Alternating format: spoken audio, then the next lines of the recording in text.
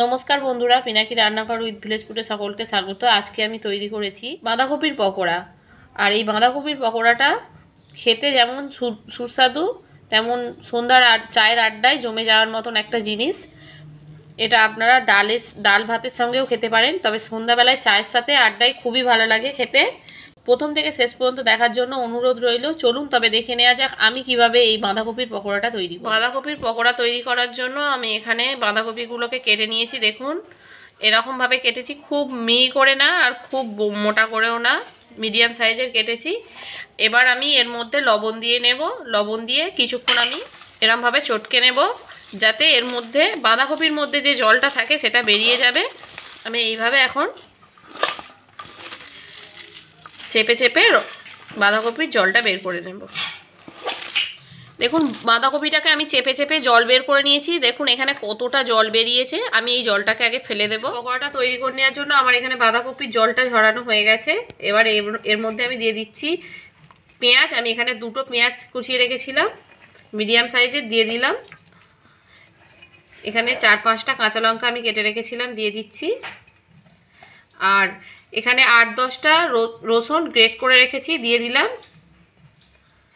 আর 1 ইঞ্চি আদা গ্রেট করে রেখেছিলাম, দিয়ে দিচ্ছি। এবারে আমি যেহেতু লবণ দিয়েছিলাম তাই অল্প পরিমাণ লবণ দিলাম। লঙ্কা গুঁড়ো দিলাম অল্প পরিমাণ, সামান্য একটু হলুদ, এই চামচের 1 চামচ জিরে গুঁড়ো, 1 চামচ ধনে গুঁড়ো। সব কিছুকে ব্যালেন্স করার জন্য আমি একটু সামান্য নিয়ে দিয়ে দিলাম। আর সামান্য একটু গরম মশলার গুঁড়ো দিয়ে দিলাম। এখানে আমি 100 গ্রাম মতন বেসন দিয়ে দিচ্ছি।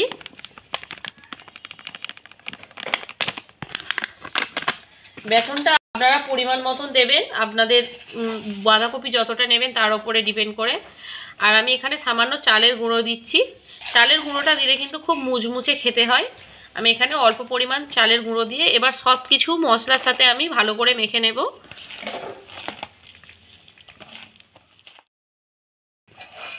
খুব ভালো করে মাখাতে হবে। দেখুন আমি খুব ভালো করে হাতের সাহায্যে মাখিয়ে নিয়েছি। আর এই কাজটা কিন্তু হাতের সাহায্যেই করতে হবে, তবে খুব ভালো করে মাখানো হবে। আর আমার খুব ভালো করে মাখানো হয়ে গেছে। দেখুন এবারে আমি ছোট ছোট বড়ার আকারে বা পকোড়ার আকারে ভেজে নেব। দেখুন বাঁধাকপির পকোড়ার জন্য আমার মাখানো হয়ে গেছে, কিন্তু আমি এর মধ্যে এখন সামান্য একটু বেকিং সোডা দিয়ে দিলাম। এতে কিন্তু পকোড়াটা খুব মচমচে মুচমুচে হয়। এটা দিয়ে খুব ভালো করে আর একবার মিশিয়ে নেব। দেখুন এখানে আমি পকোড়াগুলো ভাজার জন্য কড়া বসিয়ে দিয়েছি আর তেল ঢেলে দিচ্ছি। এখানে আমি সাদা তেল ব্যবহার করছি। আর আমি কিন্তু এখানে ডুবো তেলে ভাজবো না, আমি একটু বড়ার আকারে ভাজবো, তাই অল্প তেলেই ভাজবো। বাঁধাকপি পকোড়ার জন্য আমার পুরো মাখানোটা তৈরি হয়ে গেছে। দেখুন বাঁধাকপিটা কত সুন্দরভাবে মাখিয়েছি। এবার আমি তেলে ছেড়ে দেবো একটা একটা করে। দেখুন আমি এরকম হাতের মধ্যে মুঠো করে নিয়ে এরকম করে শেপ করে নিয়ে তেলের মধ্যে, তেলটা গরম হয়ে গেছে, তেলের মধ্যে ছেড়ে দিচ্ছি বড়ার আকারে।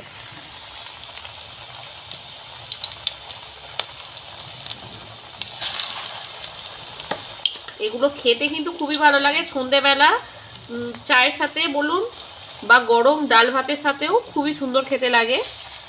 আপনারা এটা আদা রসুনটা বাদ দিয়েও করতে পারেন।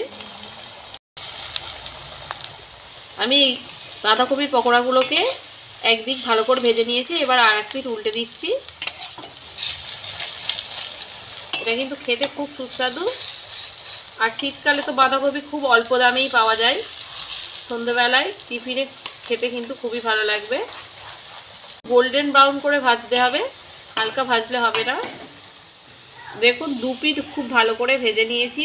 আর একটু সময় ধরে ভাজবেন, খুব হাই ফ্লেমে ভাজলে হবে না, অল্প আঁচে এটা ভাজতে হবে, না হলে ভেতরটা কাঁচা থেকে যাবে। আমি 2 পিঠ খুব ভালো করে ভেজে নিয়েছি। এবারে আমি তুলে নেব।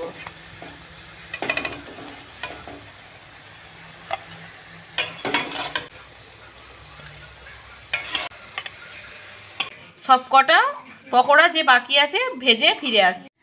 আর আমার এই ভিডিওটি কেমন লেগেছে অবশ্যই কমেন্ট করে জানাবেন।